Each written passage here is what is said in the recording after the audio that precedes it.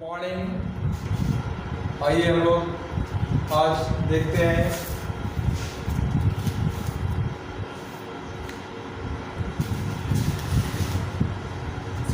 व्याकरण में पहला चैप्टर जिसका नाम है हिंदी भाषा उद्भव एवं विकास। उद्भव एवं विकास हिंदी भाषा में उसका कैसे उद्भव हुआ और कैसे विकास हुआ, आइए हम लोग देखते हैं। भाषा निरंतर गतिशील रहने वाली प्रक्रिया है जिसका परिवर्तन होना एक स्वाभाविक है और उसमें जो परिवर्तन होता है वह उसका विकास का रूप कहा जाता है। हिंदी भाषा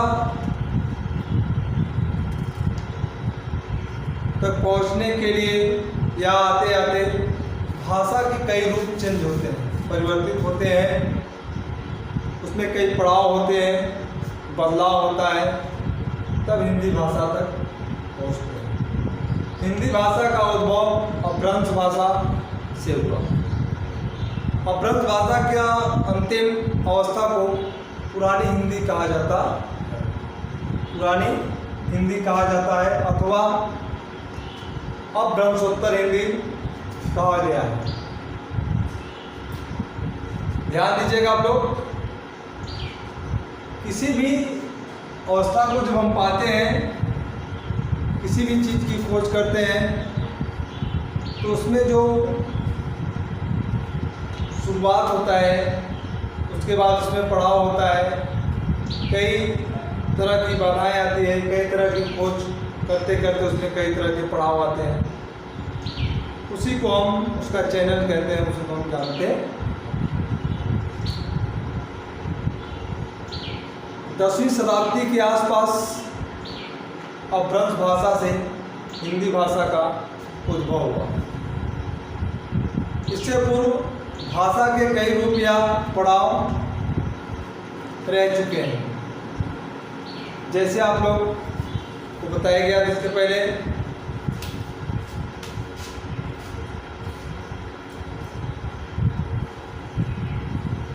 पिछली कक्षा में इसको हम आप लोग को बताए थे, जैसे वैदिक संस्कृत, वैदिक संस्कृत,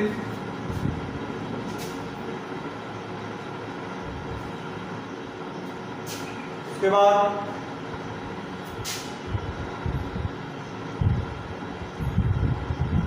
लौकिक संस्कृत,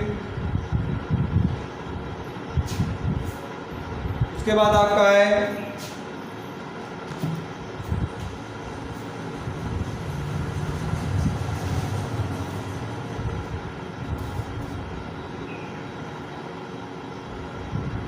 पाली भाषा,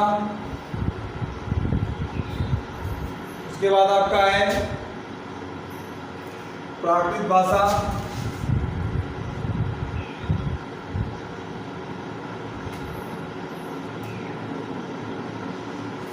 उसके बाद आपका है अपभ्रंश भाषा,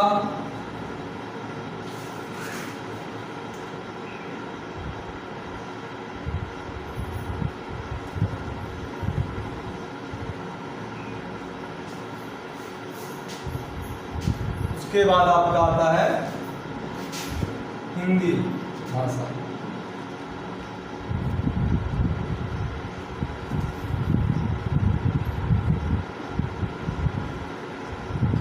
इस तरह से आप इसको चैनल को जानते रहिए। इसी में हम लोग आगे देखते हैं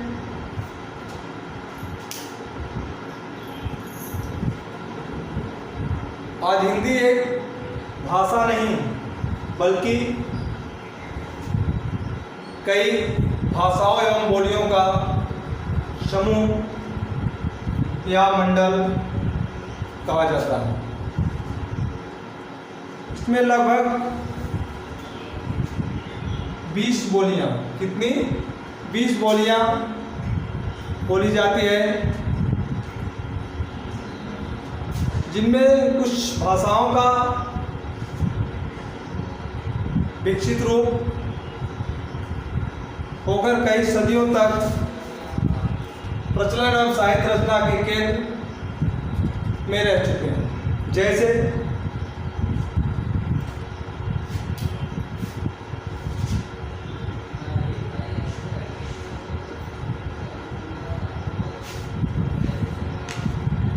ब्रज एवं अवधि, ब्रज एवं अवधि, इस नाम को आप देख रहे हैं, यह इसी के बाद आता है। ठीक इसी प्रकार से और है, कहीं है इसके पार, इसके भाग और है, आप लोग ध्यान से देखिए थोड़ा सा।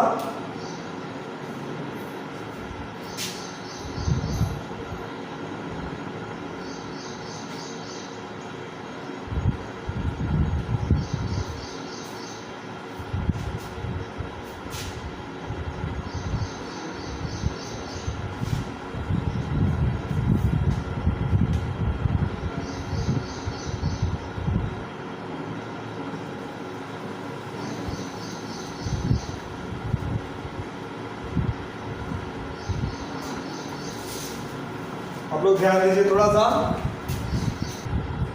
आइए हम लोग देखते हैं, जैसा कि हमने आपको बताया हिंदी भाषा मंडल, इसमें लगभग आपको बताया गया 20 बोलियां या भाषाएं हैं।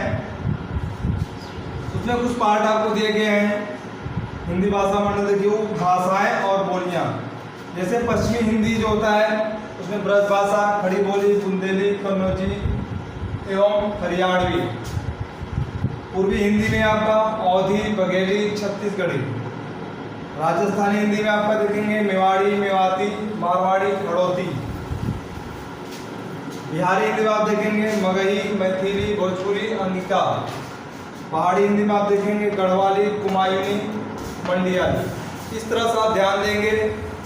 इन भाषाओं का चैनल है जो कि आपको हमने यहाँ पर राइट कर दिया है। आप लोग ध्यान से पेज नंबर 5 पर मैच कर लीजिए। आइए हम लोग पेज नंबर 6 पर देखते हैं। लेफ्ट साइड में पहला आपका है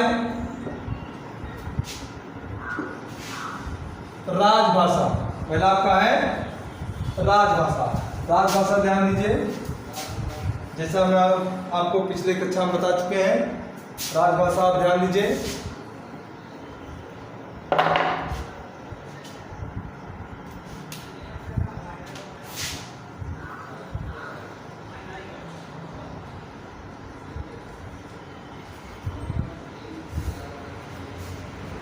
राजभाषा हमारे होने वाले शासन में प्रयुक्त भाषा को हम राजभाषा कहते हैं। कहने का मतलब यह होता है, जहाँ पे हमारा शासन होता है उसमें हम जिस भाषा का प्रयोग करते हैं उसे हम राजभाषा कहते हैं। भारत की राजभाषा हिंदी है। भारत की राजभाषा हिंदी है, जो कि 14 सितंबर 1949 को भारतीय संविधान की धारा 343 के अंतर्गत हिंदी भाषा को राजभाषा का दर्जा प्राप्त हुआ मिला। और खड़ी बोली हिंदी भाषा की राजभाषा है। अगला आपका है मानक भाषा। क्या है?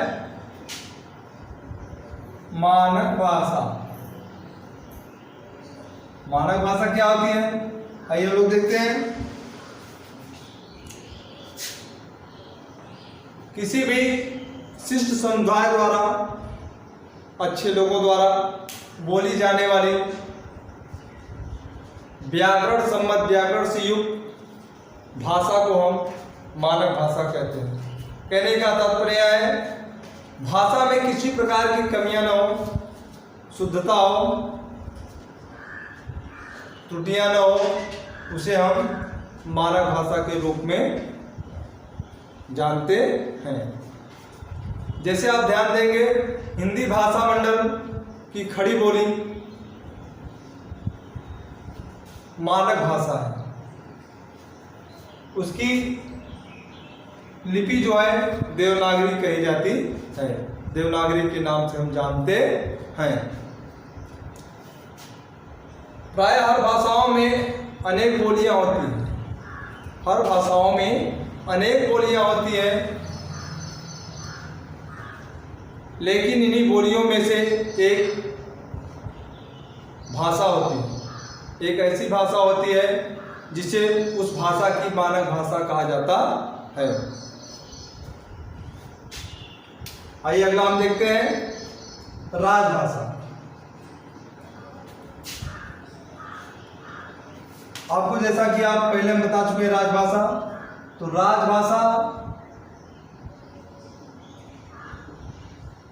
और राज्यभाषा, राजभाषा और राज्यभाषा,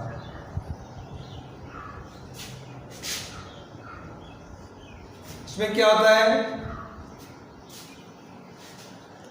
आप पहले जान चुके हैं कि शासन की भाषा जो होती है या जो राजकाज की भाषा होती है वह राजभाषा कहलाती है, जबकि प्रांतों की भाषाएं जो होती है वह राज्य भाषाएं कहलाती है। तो राजभाषा और राज्य भाषा में इतना अंतर है, जो शासन द्वारा या कामकाज की जो भाषाएं होती है, राजकाज की जो भाषाएं होती है वह राज्य भाषा कहलाती है, और जो शासन द्वारा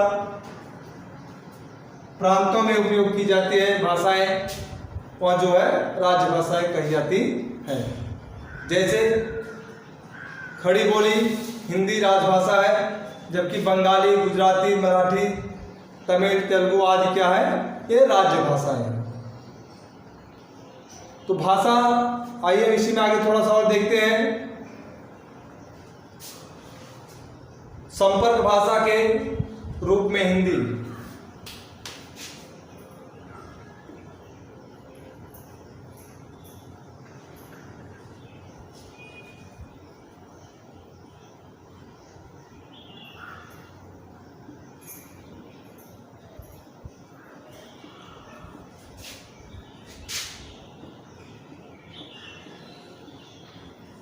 संपर्क भाषा के रूप में हिंदी, जिस भाषा के द्वारा हम एक दूसरे के संपर्क में आते हैं या संपर्क करते हैं, उसे संपर्क भाषा कहा जाता है। इन क्षेत्रों में जहां हिंदी नहीं जानी जाती, यदि वहाँ हम अंग्रेजी में बातचीत करें और लोगों को अंग्रेजी भाषा को समझकर विचारों का आदान प्रदान कर ले, तो वहाँ की जो संपर्क भाषा अंग्रेजी कही जाएगी या वहाँ की संपर्क भाषा अंग्रेजी हुई। इस तरह से कहने का तात्पर्य है, जो संपर्क भाषा है, जिस भाषा में हम अपने भावों का आदान प्रदान करते हैं, अपने भावों और विचारों का भाव व्यक्त करते हैं, दूसरे को समझाते हैं, एक दूसरे जानते हैं, उसे हम संपर्क भाषा कहते हैं। इस तरह से आप ध्यान दीजिएगा, पेज नंबर 6 पर बुक मैच कर लीजिएगा, देख लीजिएगा। इसके आगे हम आपको फिर से बताएंगे, आप थोड़ा सा इसको मैच करके देख लीजिएगा। Thank you.